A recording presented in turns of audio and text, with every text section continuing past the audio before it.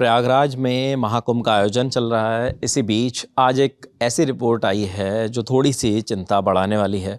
CPCB के मुताबिक जो कुंभ में स्नान करने वाले श्रद्धालु हैं, वहाँ जो पानी का जल स्तर है वो गुणवत्ता पर खरा नहीं उतर रहा है।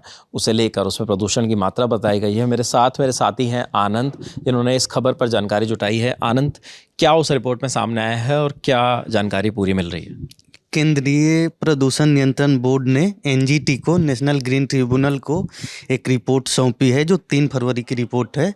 उसके मुताबिक प्रयागराज के अलग अलग जगहों, प्रयागराज की नदियों का, जिसमें गंगा और यमुना शामिल है, दोनों के अलग अलग जगहों पे संगम होता है वहाँ पर। हाँ, मतलब संगम है, तो कई उसमें अलग अलग जगहों के सैंपल लिए थे उसने, और उस सैंपल की जो रिपोर्ट आई है उसके अनुसार इन नदियों का पानी नहाने लायक नहीं है। एक टर्म होता है फेकल कोलिफॉर्म, जो पानी में सीवेज का मार्कर होता है। उससे पता चलता है कि पानी में सीवेज का अमाउंट कितना है। तो उसके हिसाब से पानी में सीवेज का अमाउंट ज़्यादा है। वो एक स्टैंडर्ड है। स्टैंडर्ड के मुताबिक 100 मिलीमीटर पानी में 2500 यूनिट फेकल कोलिफॉर्म, 100 मिलीलीटर पानी में 2500 यूनिट से ज़्यादा फेकल कोलिफॉर्म नहीं होना चाहिए।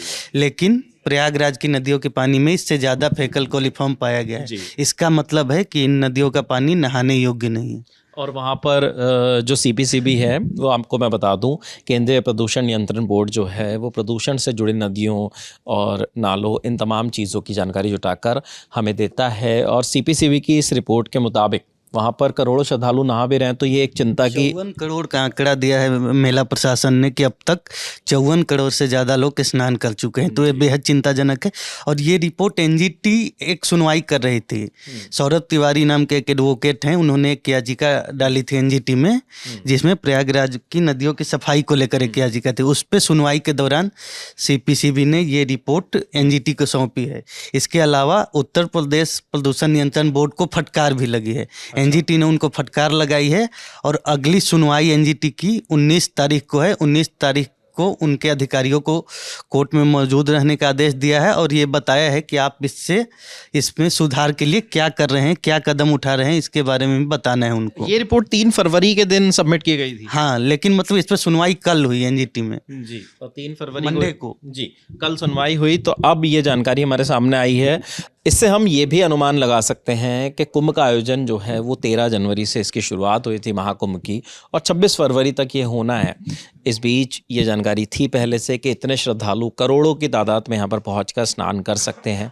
54 करोड़ का आंकड़ा, जैसा आनंद ने अभी बताया, भी मेला प्रशासन की तरफ से हमें मिला है कि 54 करोड़ लोग इसमें स्नान कर चुके हैं। लेकिन अब जब महाकुंभ अपने अंतिम पड़ाव की ओर है, ख़त्म होने वाला है, उससे ठीक पहले ये रिपोर्ट आई है जो कि चिंता बढ़ाने वाली है।